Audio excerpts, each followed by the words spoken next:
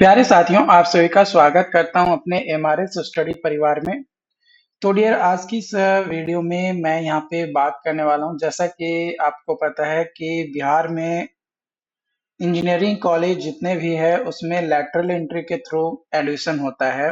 अगर आपने diploma in any branch of किए हैं, मतलब बिहार में या बिहार के बाहर कहीं से भी डिप्लोमा किया है यानी पॉलिटेक्निक किया है इंजीनियरिंग फील्ड में, चाहे वो मैकेनिकल इंजीनियरिंग हो, केमिकल इंजीनियरिंग हो, बायो केमिस्ट्री से इंजीनियरिंग हो, या फिर सिविल इंजीनियरिंग हो, कंप्यूटर साइंस इंजीनियरिंग हो, किसी भी ब्रांच से अगर आपने इंजीनियरिंग किया है, इवन रोबोटिक्स हो, तो आप लैटरल एंट्री का एग्जाम देकर बिहार के इंजीनियरिंग कॉलेज में ग्रेजुएट का डिग्री यानी ग्रेजुएशन के इक्विवेलेंट का डिग्री जो है प्राप्त कर सकते हो, और ये 3 साल का आपका महज हो जाता है। तो अभी जो है 2025 आपका जो है चल रहा है ना। और इस साल भी आपका जो है लैटरल एंट्री का एग्जाम जो है बीसीसीएलई का एग्जाम जो है बीसीईसीई बोर्ड जो है आपका लेगा। एग्जाम लगभग जून या फिर जुलाई में आपका लगभग होता है एवरी ईयर। फॉर्म जो है आपका लगभग अप्रैल में जो है आपका फॉर्म आ जाएगा, मई तक आपका फॉर्म भरा जाएगा और जून में आपका एग्जाम ले लिया जाएगा। तो इसमें 3 सब्जेक्ट्स आपका जो है पार्टिकुलरली पूछा जाता है। पहला है आपका इंग्लिश, है ना, दूसरा है आपका मैथ और तीसरा है आपका मैकेनिक्स। ये सारी चीजें आप लोगों को मुझे पता है, जो लोग 1-2 बार तैयारी किए होंगे, जिनका अच्छा रैंक नहीं आया होगा, तो वो फिर से तैयारी करना स्टार्ट कर दिए होंगे। बट फिर मेरा काम है, अगर कोई नया बंदा आया हो तो उसको भी इसके बारे में पता चल सके। तो लैटरल एंट्री का है जो कि बीसीसीएलई का एग्जाम जो है 2025 में जो होगा, उसमें भी यही 3 सब्जेक्ट्स होंगे, इंग्लिश, मैथमेटिक्स और मैकेनिक्स। ओके, तो इन तीनों सब्जेक्ट्स में इंग्लिश जो है कंपलसरी है। इंग्लिश कंपलसरी इसलिए है क्योंकि इंग्लिश का नंबर से सिर्फ ये पता चलता है कि आप एग्जाम को क्वालिफाई किए हो कि नहीं किए हो, है ना। आप एग्जाम क्वालिफाई किए हो कि नहीं किए हो, सिर्फ यही आपका जो है पता चलेगा। बाकी आपका बेहतर रैंक कौन सा होगा, मतलब आपका रैंक 1 होगा या आपका रैंक 1000 होगा या आपका रैंक 100 होगा या आपका रैंक 50 होगा, ये डिपेंड करता है आपका मैथ्स और मैकेनिक्स के ऊपर। मैथ्स में आप कितना नंबर लाते हैं, मैकेनिक्स में कितना नंबर लाते हैं, उसके बेसिस पे। लेकिन अगर आप मैथ्स में ज्यादा नंबर लाते हैं तो आपका, मान कर चलो कि 2 व्यक्ति है ना, एक पर्सन ए है, एक पर्सन बी है। पर्सन ए जो है 60 नंबर लाया, पर्सन बी भी जो है 60 नंबर लाया। तो और पर्सन ए जो है मैथ्स को ज्यादा सॉल्व किया है, यानी मैथ का क्वेश्चन ज्यादा सही है और इसका मैकेनिक्स का क्वेश्चन ज्यादा सही है। तो जो अच्छा रैंक आएगा, मानकर चलो दोनों का रैंक मानकर चलो कि एक का 50 आ रहा है और एक का 51 आ रहा है, तो ए को 50 दिया जाएगा और बी को जो है 51 दिया जाएगा।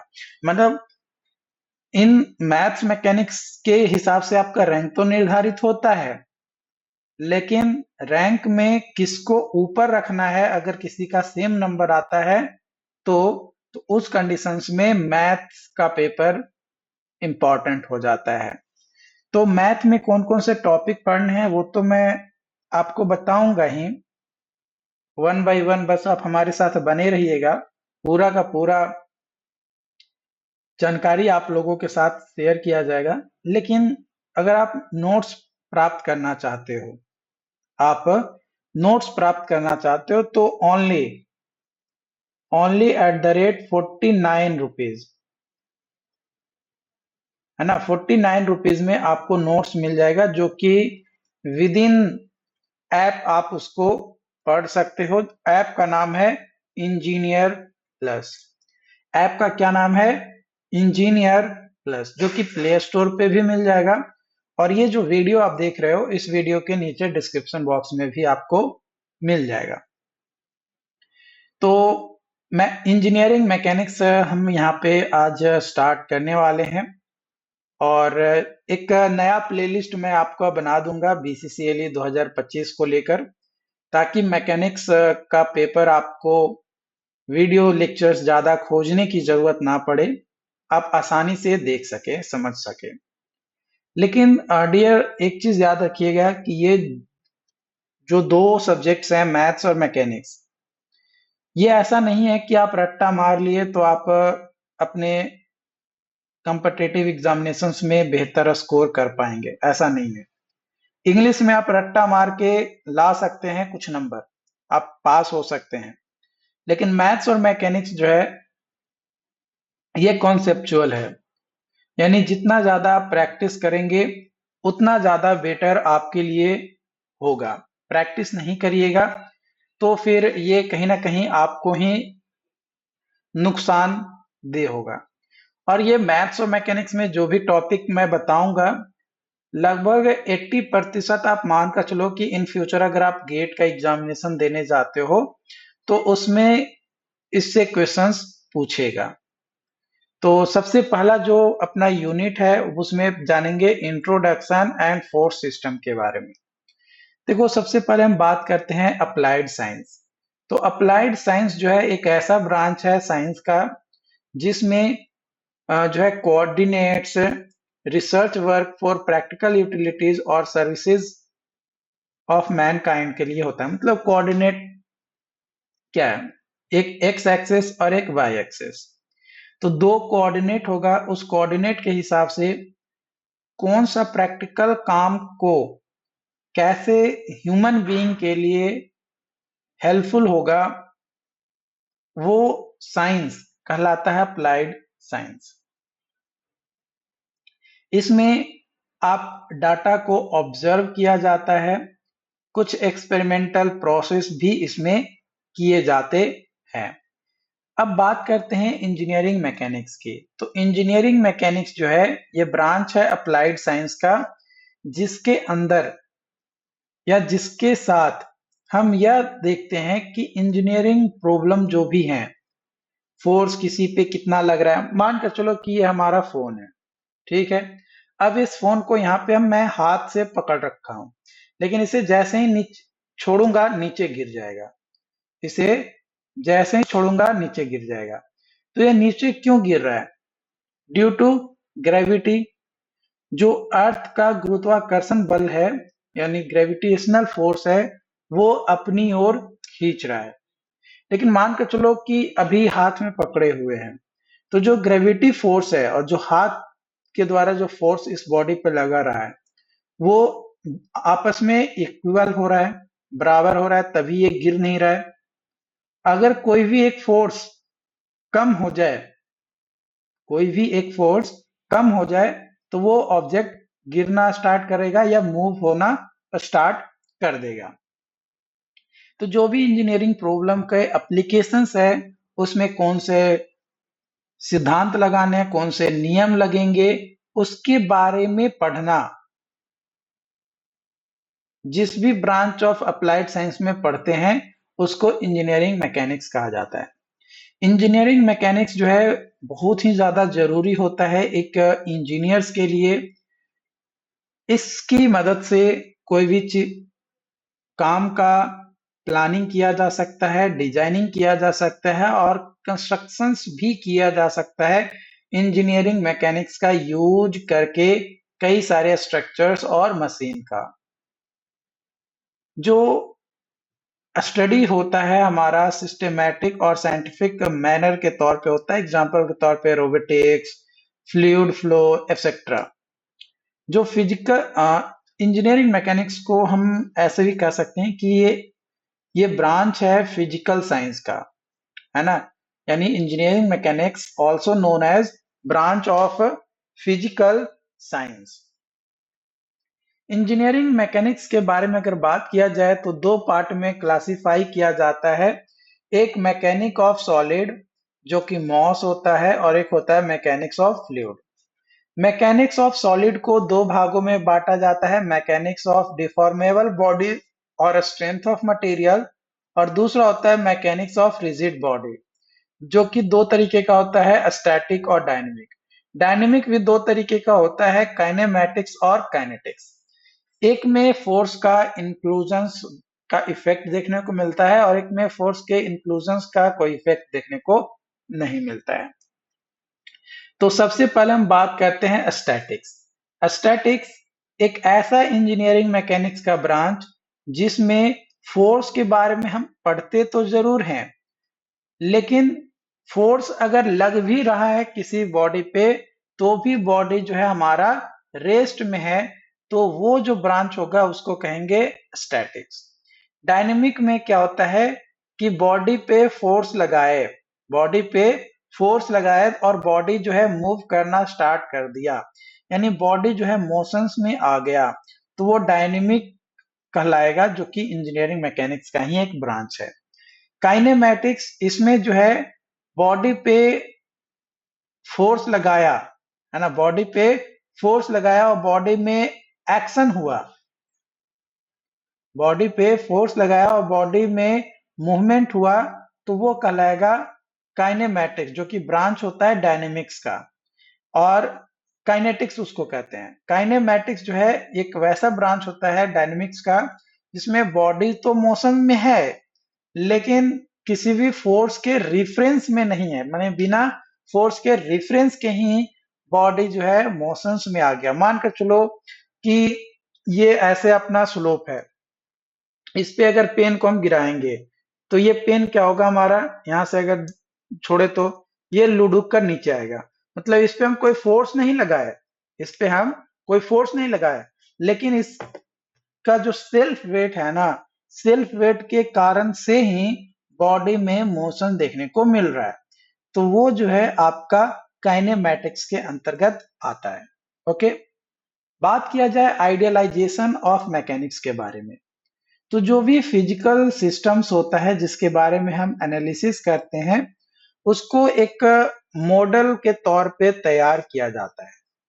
मॉडल इसलिए तैयार किया जाता है ताकि जो प्रेजेंट सिस्टम्स होता है उसको कंप्लीटली जो है हम समझ सके, since actual situations are very complex, जहाँ पे एक्चुअल सिचुएशन जो है बहुत ही कॉम्प्लेक्स होता है, लेकिन उसका मॉडल तैयार कर लेते हैं, छोटा सा पार्ट तैयार कर लेते हैं, और उस पे हम सेम चीजें, जो चीजें हम एक्चुअल सिचुएशंस पे करते, वही चीजें हम उस मॉडल पे यूटिलाइज करते हैं, और उसके बिहाफ पे कई सारे गुना फोर्सेस ज्यादा लगाते हैं एक्चुअल पे।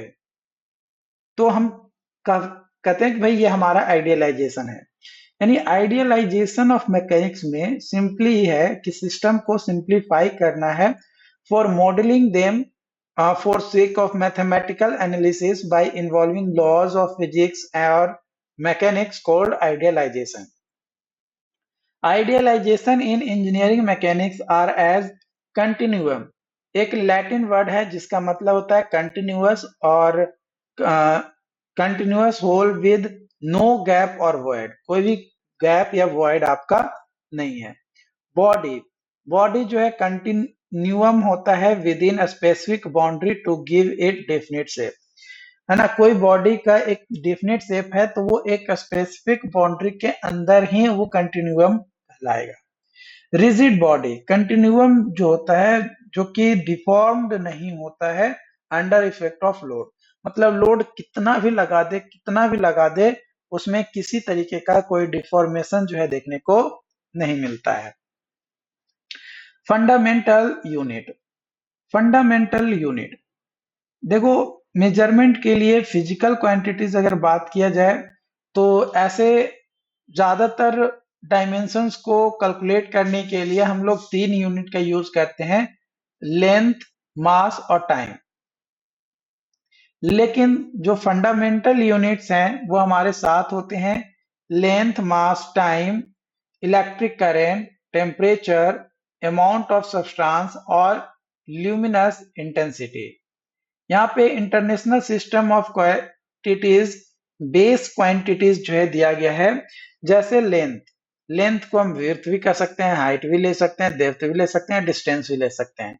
इसको मीटर में मेजर किया जाता है, सिंबल एम होता है, डायमेंशन एल होता है। टाइम सेकेंड में मेजर किया जाता है, एस इसका सिंबल होता है, कैपिटल टी जो है इसका डायमेंशन होता है। एम फॉर मास, यूनिट जो है किलोग्राम, सिंबल जो है केजी, डायमेंशन जो है आपका एम होता है। एब्सोल्यूट टेम्परेचर केल्विन, इसका सिंबल जो है के होता है, जीरो में हल्का ऐसे कट लगा देते हैं तो ये डायमेंशन आ जाता है केल्विन का। Amount of substance mole, M O L इसका सिंबल है कैपिटल एन, इससे इसका डायमेंशन रिप्रेजेंट करते हैं। इलेक्ट्रिक करंट एम्पियर, इसको कैपिटल ए इसका सिंबल है, आई से इसका जो है डायमेंशन लिखते हैं। Luminous intensity candela, C D इसका सिंबल है, जे से जो है इसका डायमेंशन का सिंबल आपका आता है। प्लेन एंगल और सॉलिड एंगल, ये इसका जो कैलकुलेशन होता है रेडियन और स्टेरेडियन में आपका आता है। देखो अगर बात किया जाए क्वांटिटीज के बारे में, तो स्पेशियल पोजीशन यानी वेक्टर जो होता है उसका यूनिट जो है मीटर में होता है, डायमेंशन एल होता है। एरिया या क्रॉस सेक्शन का यूनिट जो है मीटर स्क्वायर होता है, डायमेंशन एल स्क्वायर होता है। वेक्टर एरिया का भी डायमेंशन मीटर स्क्वायर में होता है, डायमेंशन एल स्क्वायर में होता है। वॉल्यूम को मीटर क्यूब में यूनिट लेते हैं और इसका डायमेंशन जो है एल क्यूब में आपको रिप्रेजेंट करता है। देखो जो फंडामेंटल 7 यूनिट हमने बताया, वो 7 फंडामेंटल यूनिट, वो 7 फंडामेंटल यूनिट मिलाकर कई सारे यूनिट बनाए जाते हैं जिससे डिराइव्ड यूनिट कहते हैं। जैसे वेलोसिटी, एक्सेलरेशन, प्रेशर, ये सारे आपका हो गया। देखो फोर्स इज इक्वल टू होता है मास इनटू एक्सेलरेशन, ठीक है। एक्सेलरेशन इज इक्वल टू होता है वेलोसिटी बाय टाइम, और वेलोसिटी इज इक्वल टू होता है डिस्टेंस बाय टाइम। डिस्टेंस को लिखते हैं लेंथ से, है ना, डिस्टेंस को लिखते हैं लेंथ से और टाइम को लिखते हैं टाइम से। इसका डायमेंशन जो है डिस्टेंस का एल होता है और इसका होता है टी, ठीक है।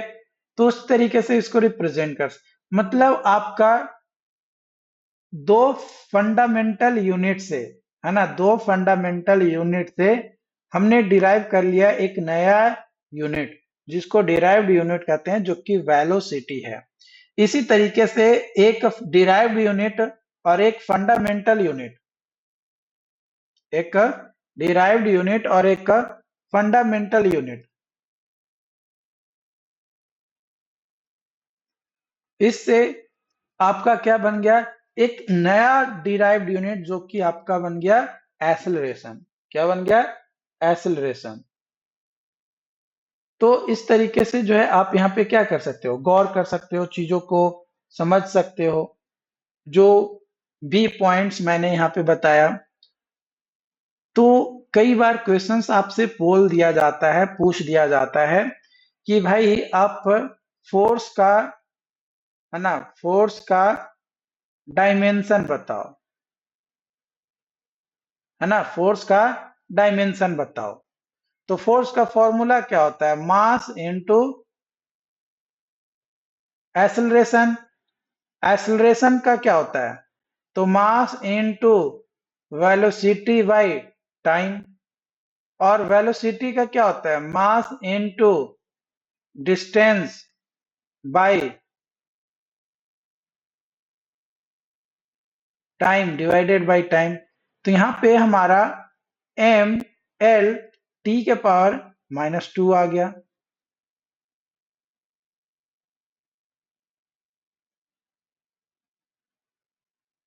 तो इस तरीके से आप क्या कर सकते हो, कैलकुलेट कर सकते हो। इस तरीके से आप इम्पल्स का भी, इम्पल्स का भी डायमेंशन लिख सकते हो। तो आप हमें बताना कि इम्पल्स का डायमेंशन क्या होगा। कमेंट करके आप हमें बताना इम्पल्स का डायमेंशन क्या होगा, कैसे हम जो है इम्पल्स का डायमेंशन को जो है लिखेंगे।